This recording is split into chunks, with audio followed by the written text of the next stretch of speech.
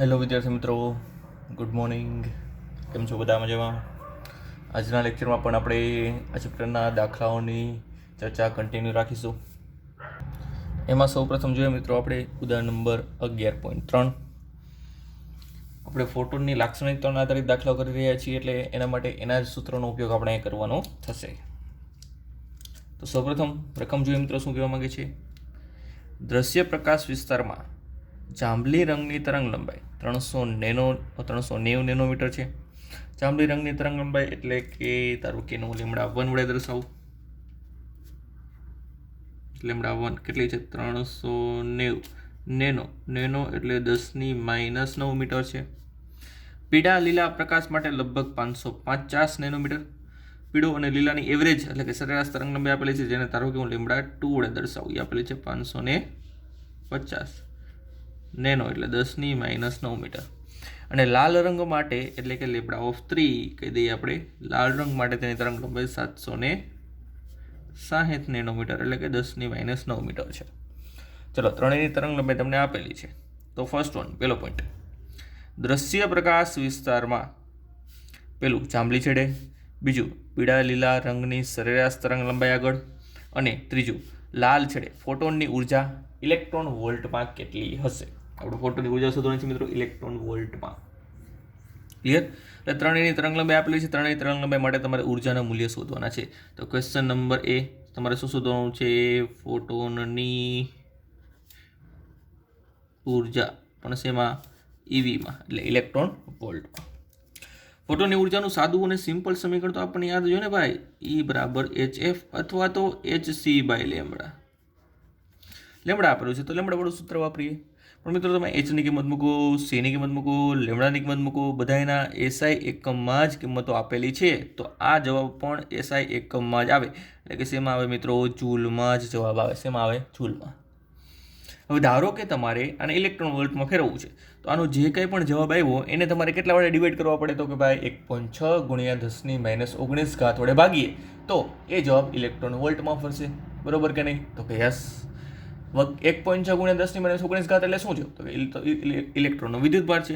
તો મિત્રો એને અહીંયા જ આપણે ઇલેક્ટ્રોન વોલ્ટ વડે ભાગી નાખીએ તો મીન્સ કે E વડે ભાગી નાખીએ તો ડાયરેક્ટલી આવું થાય ને કે HC/1.6 × 10⁻19 વડે ભાગી નાખીએ. લેમ્બડા તો તે, તો આ જે જવાબ આવશે મિત્રો, એમાં આવશે ઇલેક્ટ્રોન વોલ્ટમાં આવશે. એમાં આવશે ઇલેક્ટ્રોન વોલ્ટમાં.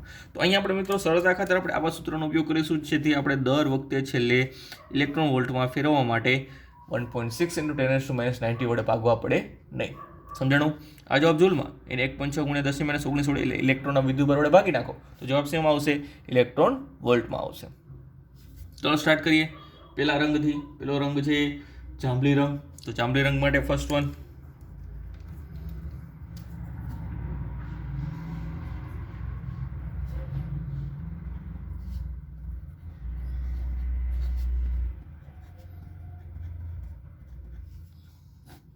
જાંબલી રંગ માટે એનું ઉર્જાનું સૂત્ર આપણે E1 લખી કાઢીએ. HC/E λ1 લખીએ. કિંમત પણ મૂકી દઈએ. અહીંયા આવશે 6.63 × 10⁻34. C એટલે 3 × 10⁸. ઇલેક્ટ્રોનનો વિદ્યુતભાર 1.6 × 10⁻19. અને λ1 આપેલી છે 390 × 10⁻9. ચલો બધું જ સાદુરૂપ આપો અને તેનો જવાબ અહીંયા લખી કાઢો. ઇલેક્ટ્રોન વોલ્ટ પર લખવાનું થશે. આનું સાદુરૂપ જે કંઈ પણ આવે એનો જવાબ ઇલેક્ટ્રોન વોલ્ટમાં જ લખવાનો થાય. જે લગભગ આવે છે મિત્રો 3.19 ઇલેક્ટ્રોન વોલ્ટ. આથી જાંબલી રંગને છેડે ફોટોનની ઉર્જા. બીજો રંગ કયો છે? તો બીજો રંગ છે પીળા લીલા પ્રકાશ માટે.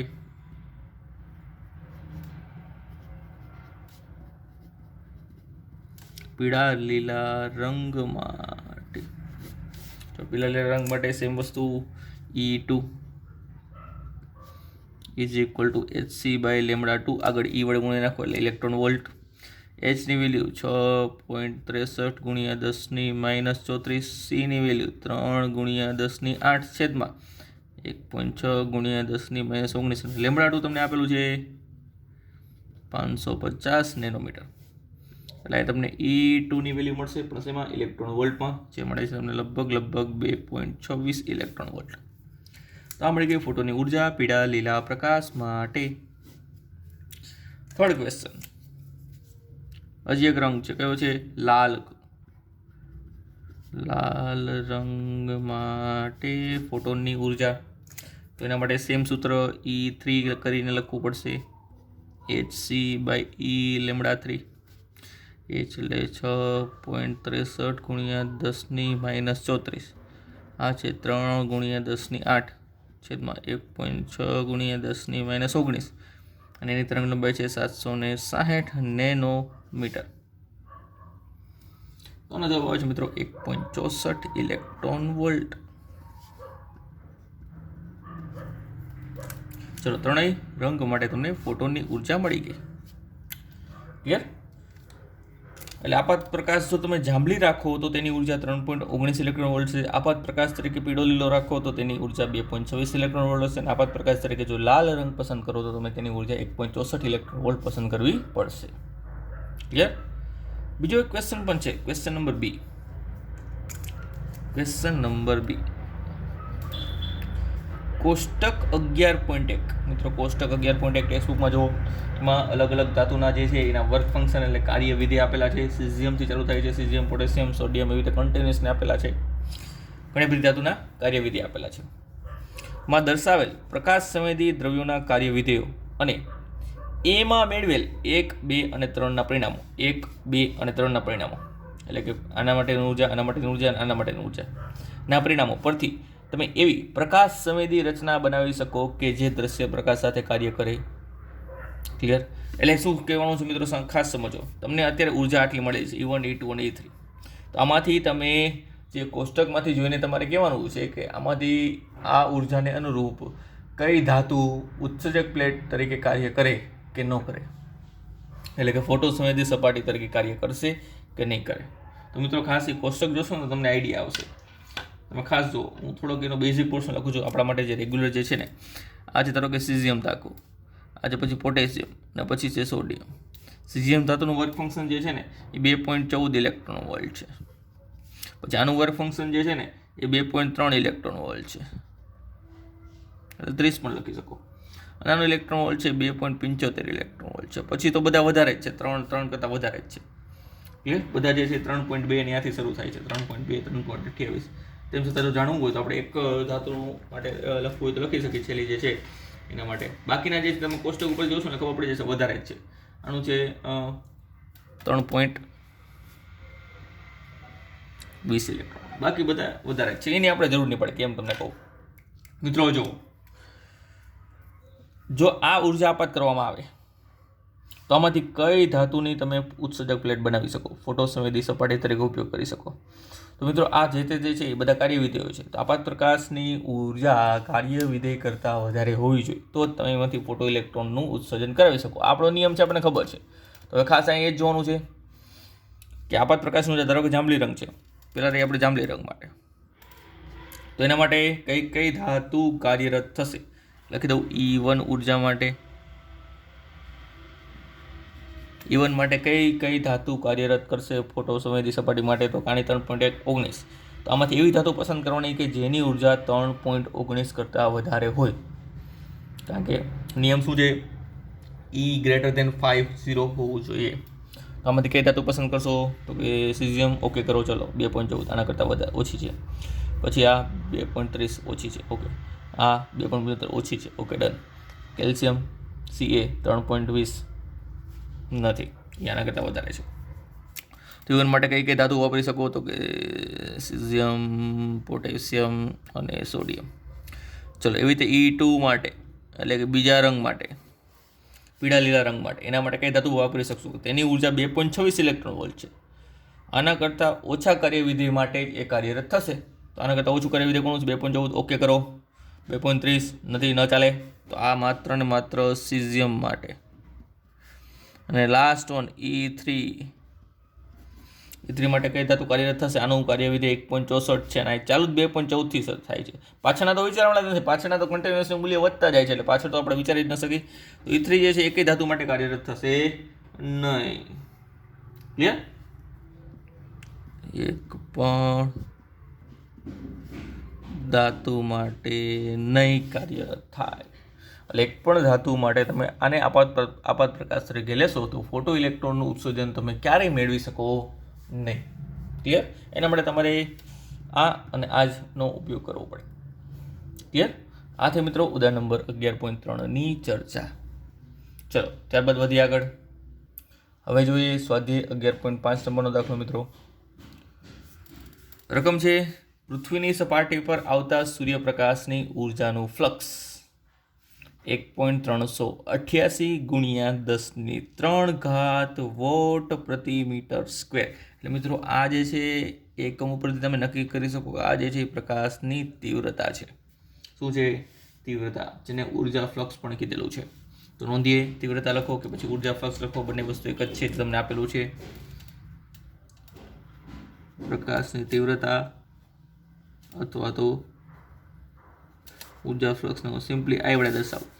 એ છે 1.388 ગુણ્યા 10³ વોટ પ્રતિ મીટર સ્ક્વેર છે. પૃથ્વીની સપાટી પર 1 ચોરસ મીટરમાં દર સેકન્ડ દીઠ કેટલા ફોટોન્સ આપાત હશે? આપણે તો અત્યાર સુધી પ્રતિ સેકન્ડની વાત કરી હતી ને. પ્રતિ સેકન્ડ પ્રતિ ચોરસ મીટર દીઠ કરવાનું છે. પ્રતિ સેકન્ડ પ્રતિ ચોરસ મીટર દીઠ કેટલા ફોટોન્સ આપાત થતા હશે? આપાત થતા ફોટોની સંખ્યા શોધવાની છે, જેને આપણે કેપિટલ એન વડે દર્શાવીએ છીએ જનરલી. સૂર્યપ્રકાશના ફોટોની સરેરાશ તરંગલંબાઈ લેમડા આપેલી છે 550 નેનો એટલે 10⁻⁹ મીટર. આટલું છે. ક્લિયર? તો આપણે શું જોઈએ? ફોટોન આપાત થતા ફોટોની સંખ્યા. પણ એના માટે આપણને ખબર છે સૌપ્રથમ પહેલા ઉર્જા તો જોશે જ તે. તો તરંગલંબાઈ ઉપરથી પહેલા ફોટોનની ઉર્જા શોધી કાઢો. એક ફોટોનની ઉર્જા E બરાબર hc/લેમડા. h એટલે 6.63 ગુણ્યા 10⁻⁴. c એટલે 3 ગુણ્યા 10⁸. ના છે 550 ગુણ્યા 10⁻⁹. તો ઉર્જા મળશે તમને 3.62 ગુણ્યા 10⁻⁹ જૂલ. આ મળી ગઈ ઉર્જા. હવે આપણે તીવ્રતા આપેલી છે તો પાવર ઉપરથી કેમ આપણે એકમ સમયમાં આપાત થતા ફોટોની સંખ્યા શોધતા હતા, હવે તીવ્રતા ઉપરથી શોધવાનું. તીવ્રતાનું સમીકરણ પણ તમને યાદ કરાવેલું હતું કે ભાઈ તીવ્રતા I બરાબર ઉર્જા, કુલ ઉર્જા લેવાની છે. એટલે આપાત થતા ફોટોની સંખ્યા En, બધા ફોટોની સંખ્યા n છે. કુલ સંખ્યા n એટલે કુલ ઉર્જા Ne છેદમાં A ઇન્ટુ T. તમે લખતા ને NHF, NHFની જગ્યાએ મેં E લખ્યું. એક ફોટોની ઉર્જા HF એટલે E છે. તો આપણે શોધવાનું શું છે મિત્રો? આમાંથી આપણે શોધવાનું છે આ પદ.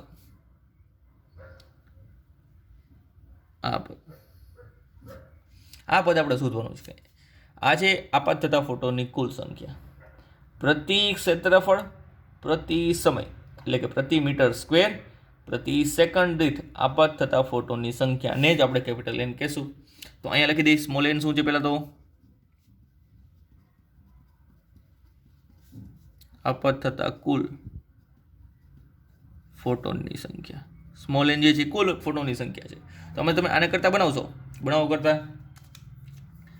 ભાઈ N/A/T. તો આ થઈ જશે તમારું કેપિટલ N, એટલે કે એકમ સમયમાં 1 ચોરસ મીટર દીઠ એટલે કે એકમ ક્ષેત્રફળ દીઠ આપાત થતા ફોટોની સંખ્યા. એને કરતા બનાવો, એ થઈ જાય તમારું કેપિટલ N. તો એ થશે મિત્રો I/E. ક્લિયર? તો કેપિટલ N બરાબર I તમને આપેલું છે અહીંયા 1.388 ગુણ્યા 10⁻³ છેદમાં E. એ તમને મળી ગયું 3.62 ગુણ્યા 10⁻⁹. તો તમને સંખ્યા પણ મળશે જે લગભગ 3.81 3.8 રાખીએ ગુણ્યા 10⁻21 એટલા ફોટોન પણ પ્રતિ મીટર સ્ક્વેર પ્રતિ સેકન્ડ એમ લખવું પડે. અત્યાર સુધી તમે ખાલી સેકન્ડ લખતા હતા ને, પ્રતિ સેકન્ડ. પાવર હતો તો પ્રતિ સેકન્ડ, તીવ્રતા આવે તો ખાલી ક્ષેત્રફળ એક થાય, એટલા માટે પ્રતિ મીટર સ્ક્વેર. ક્લિયર? એ ખબર ન પડે કે તીવ્રતા કઈ રીતે આપેલી છે તો મિત્રો એકમ ચેક કરી લેવાનો. તીવ્રતાનો એકમ શું હોય તો કે ઉર્જાનો joule, metre square, second. Clear? Joule પ્રતિ સેકન્ડ એટલે વોટ થાય અને વોટ પ્રતિ મીટર સ્ક્વેર એટલે તીવ્રતા થાય. તો આ થઈ આ ફોટોનની સંખ્યા, આપાત ફોટોનની સંખ્યા પ્રતિ સેકન્ડ પ્રતિ મીટર સ્ક્વેર. ક્લિયર? તો સેમ પાવરની અંદર પણ આપણે આ જ કર્યું હતું. હજી પણ એક દાખલો પાવરનો આપણે ગણીએ એટલે વધારે આઈડિયા થશે. તીવ્રતાનો એક જ છે, તીવ્રતામાં આગળ નહીં આવે, પણ તમને એમ કે 1 સેકન્ડમાં 1 ચોરસ મીટર દીઠ કેટલા ફોટોન આપવા થતા હશે, તો તમારે આટલું શોધવાનું. જો તમે એમ કે ભાઈ 32 મીટર સ્ક્વેરના ક્ષેત્રફળ દીઠ 3 સેકન્ડમાં કેટલા ફોટોન આપવા થતા હશે, તો ભાઈ તમારે એ અને ટીની કિંમત તમારે મૂકવાની રહેશે. તો અહીંયા એ અને ટીની કિંમત મૂકો, ખાલી સ્મોલ એલને કરતાં બનાવવાનું રહેશે. ક્લિયર? તો એટલા સમયમાં એટલા ક્ષેત્રફળ દીઠ ફોટોની સંખ્યા આપે છે. ચલો ત્યારબાદ વાત કરીએ આગળ. સ્વાધ્યાય 11.4 એકદમ સિમ્પલ અને સરળ દાખલો મિત્રો. હિલિયમ નિયોન લેસર વડે 632.8 નેનોમીટર તરંગ લંબાઈનો એક રંગી પ્રકાશ ઉત્પન્ન થાય છે. ચલો કેટલી તરંગ લંબાઈ આપેલી છે? તરંગ લંબાઈ છે લેમડા બરાબર 632.8 નેનો એટલે 10⁻⁹ મીટર એટલો પ્રકાશ ઉત્પન્ન થાય છે. ઉત્સર્જિત પાવર જે છે 9.42 મિલીવોટ છે. ઉત્સર્જિત પાવર એટલે કેપિટલ પી એ છે 9.42 મિલી એટલે 10⁻³ વોટ. તો શોધવાનું શું છે સૌપ્રથમ? તો સૌપ્રથમ આપણે શોધવાનું છે દરેક ફોટોનની ઉર્જા અને વેગમાન. તો પહેલા ફોટોનની ઉર્જા શોધી બતાવીએ.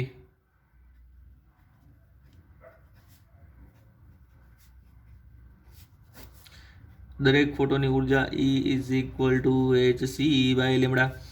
h એટલે 6.63 ગુણ્યા 10⁻⁴. c એટલે 3 ગુણ્યા 10⁸ અને લેમડા છે 632.8 ગુણ્યા 10⁹. આપો સાદુરૂપ અને મેળવો એની કિંમત જે તમને લગભગ મળે છે 3.14 ગુણ્યા 10⁻⁹. 3.14 ગુણ્યા 10⁻⁹. ચલો ઉર્જા મળી ગઈ તો કે યસ. ત્યારબાદ ફોટોનનું વેગમાન પણ શોધવાનું છે. ફોટોનનું વેગમાનનું તો સિમ્પલ સાદું સૂત્ર છે ને ભાઈ. ફોટોનનું વેગમાન સ્મોલ p = h/λ. h ની કિંમત છે 6.63 ગુણ્યા 10⁻⁴ અને લેમડા તમને સરળતા ખાતર આપેલું છે 632.8 ગુણ્યા 10⁻⁹ નેનોમીટર.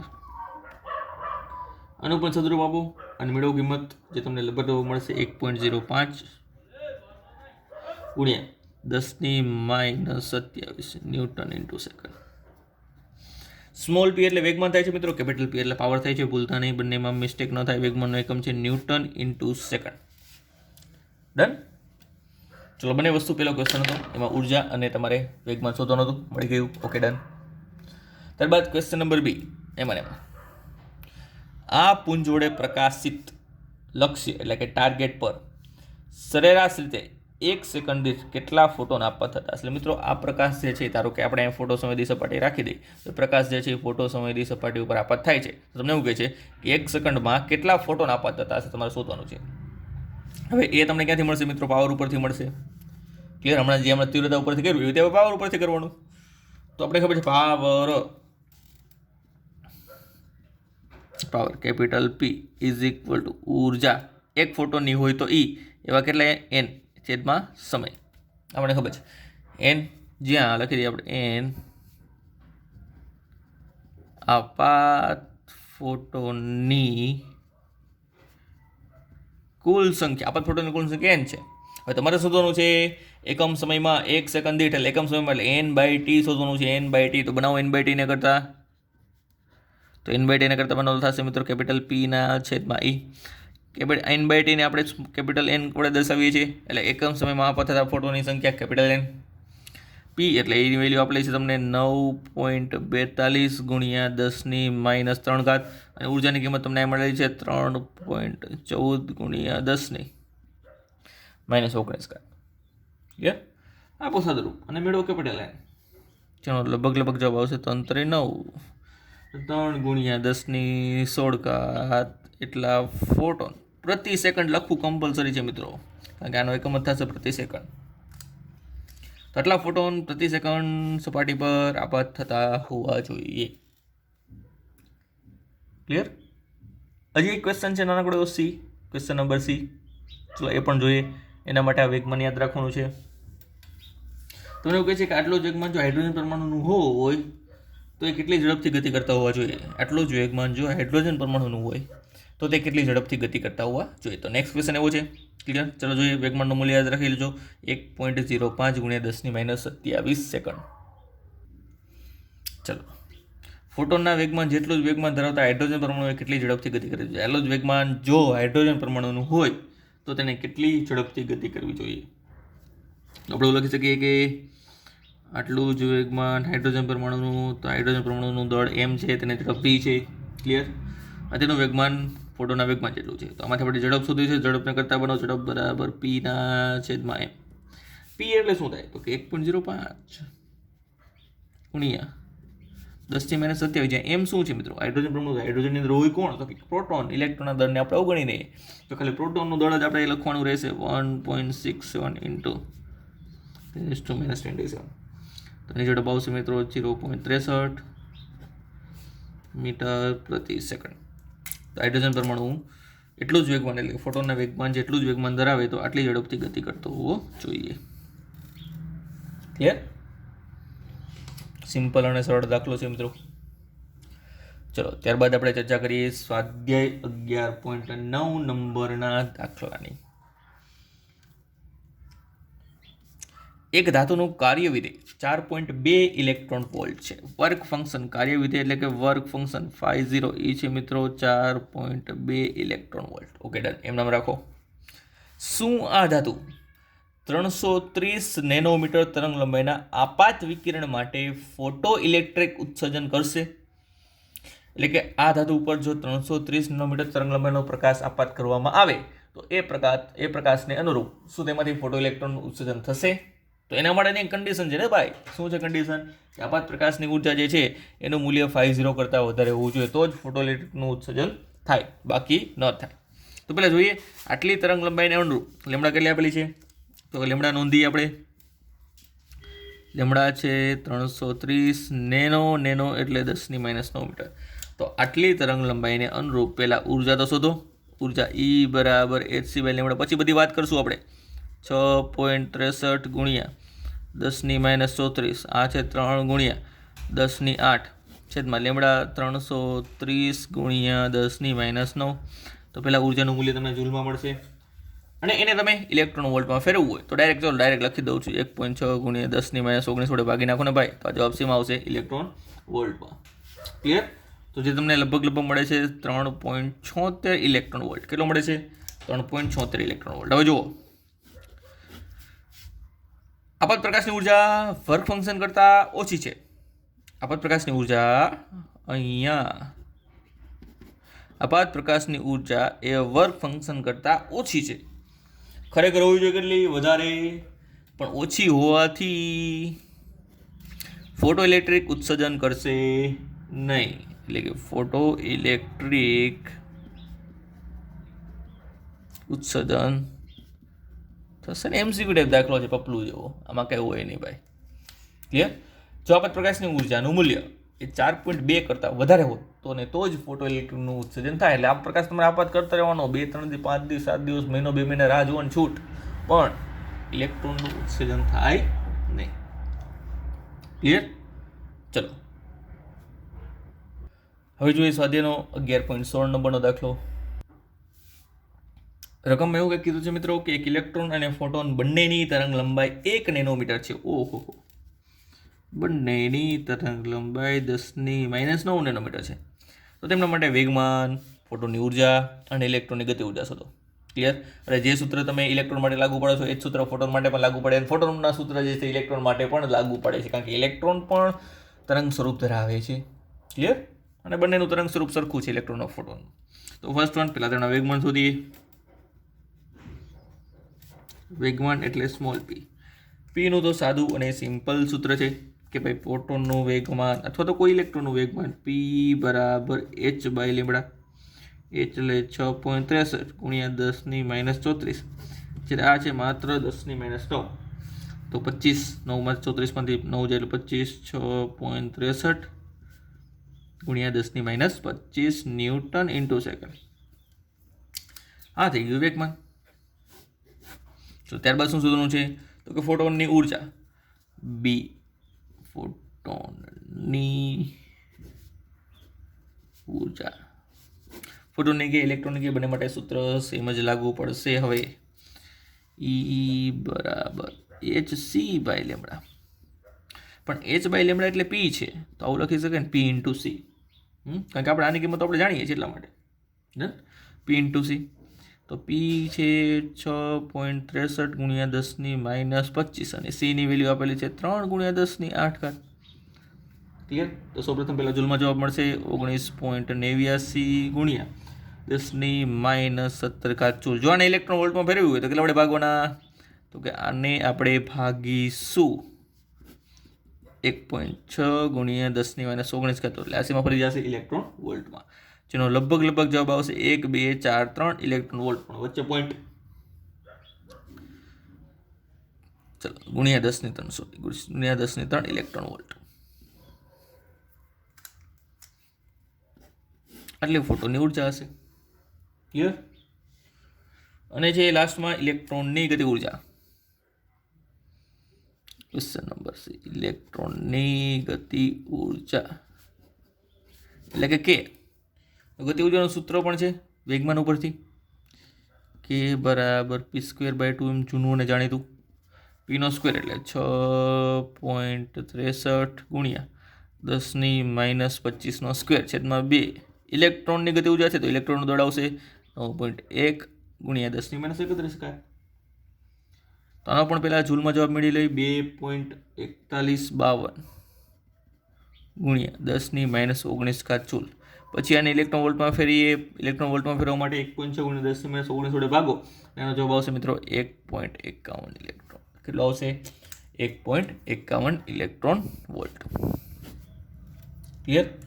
તો આ બધા જે દાખલા અત્યાર સુધીના ગણ્યા મિત્રો, એ મોટા ભાગના જે છે એ ફોટોની લાક્ષણિકતાઓને આધારિત, તેની ઉર્જાને, તેના વેગમાનને આધારિત હતા, પાવર અને તીવ્રતા ઉપર હતા. હવે નેક્સ્ટ લેક્ચરથી આપણે શરૂઆત કરીશું દ બ્રોગલી તરંગલંબાઈને આધારિત દાખલાઓની ચર્ચા. ક્લિયર? તો મળીએ મિત્રો નેક્સ્ટ લેક્ચરમાં નવી મેથડ સાથે.